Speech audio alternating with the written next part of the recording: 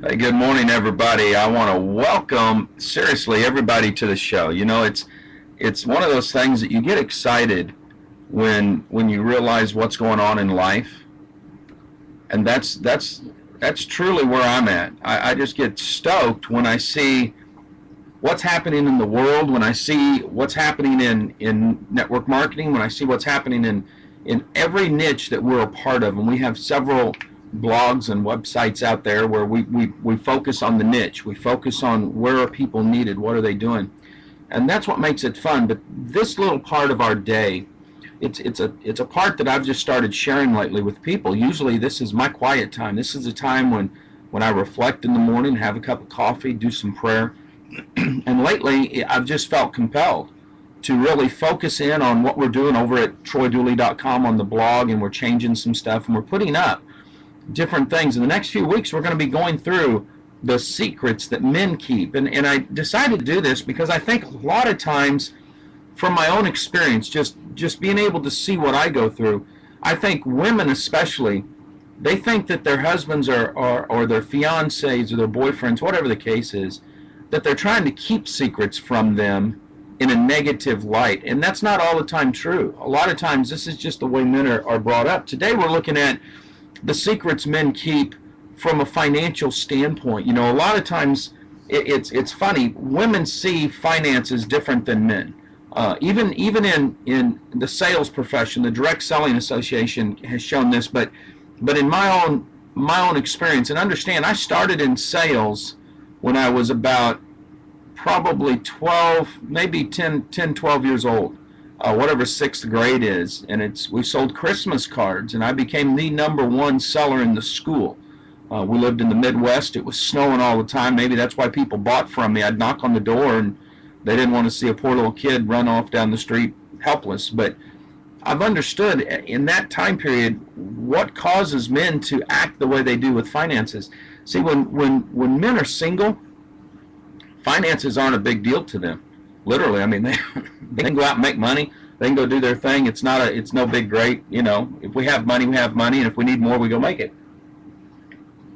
Women, on the other hand, money or finances is security.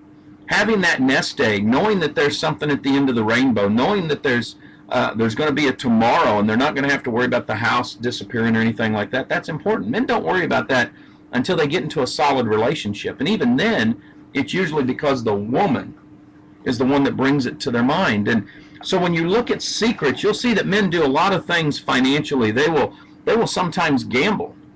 They will end up gambling in one way or the other, whether it's in the stock market, because some people don't know how to do that, whether it's in commodities, whether it's at a craps table.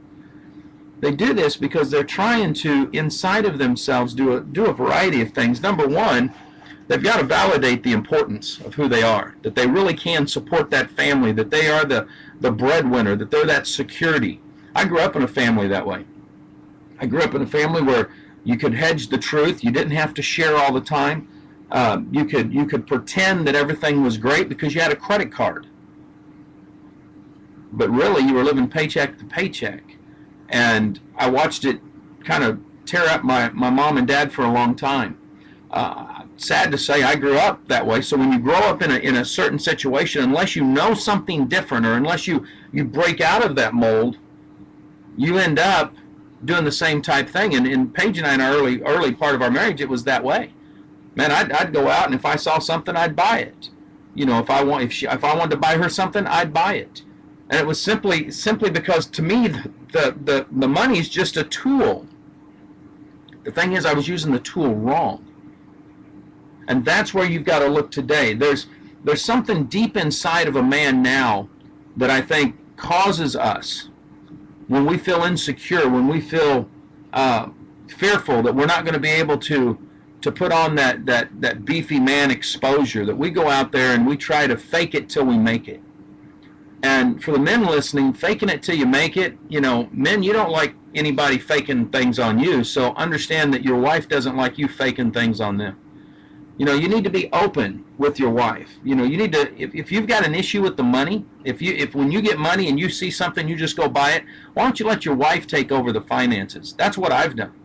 I literally every month, I know exactly how much Paige needs, and we dump that into that account. It's a special account. She pays all the bills with it. Some months there's more there than others, but we always know what the bottom line's going to be. The kids' braces, Christmas, food, the bills, all that stuff. That's just in that account. I take care of that. It doesn't come out of, or we try not to let it ever come out of Paige's money from her books. We focus forward on that. But ladies, I'm going to tell you something. It's tough, because as you start to get into this, you're going to find out that when there is money issues, the wife is usually the last one to know. I'm going to tell you that right now. What happens is the men try to hide it. They will get frustrated. They'll get it seems like they're on pins and needles every time you say something. You know, they're stressed over it. And ladies, this is important. If you decide to get real sexy some night and you're all excited because you want to make your man happy, and you thought, well, maybe it's just because we've been apart for a few days, and he doesn't seem interested, please don't take that to mean he's having an affair, he's seeing somebody else, he doesn't love you anymore. There could be a really good financial reason why he's not sexually active. And I know that men may think you're nuts. No, I'm not nuts. I have talked to thousands of men on this. Folks, this is true. Men are so focused these days. This is why the stress levels are so high. And now that we're in the middle of a recession, people are out of work, people are out of jobs. The more stress you get at home, to where all of a sudden the two of you are bickering. Women, you can drive a man out. You can drive him into the arms of somebody else. And men, the same thing. You can drive your wives into the arms of another man just because of the financial side of things. So what you've got to realize, we all have to do this, is you've got to realize that it's not the end result. Money, finances never last, good or bad. I'm going to tell you that right now. Now, good ones can last. Don't get me wrong here. But the situation that you're in right that second will not last. You're going to break through that. You're going to make it over the hump. You're going to be able to go to the next level. You know, 76% of boomers intended to retire at the age of 64. But what happened is when they retired, they had to launch into a new career. Most boomers reject either full-time work or full-time leisure in retirement. You can't have both. They want it, but there's not enough money there. And most of the time it's because men spent the money. You know, I've got a great father-in-law and mother-in-law, and my father-in-law was just like me. He'd blow money, go buy a new truck, go buy a new cooker, whatever the case is.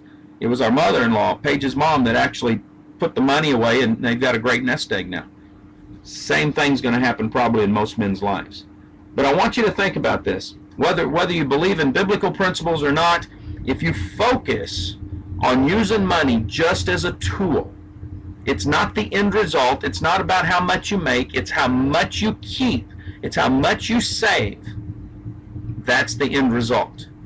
But ladies, we're going to write a lot more over on the blog today to cover this. I just wanted to give a little snippet, you know, on why men keep secrets about the finances, and they're scared that their wife won't love them. They're scared that they will not be able to make their wife proud, and men need to have that. So ladies, give your man some support. If money's tight right now, don't gripe and moan at him.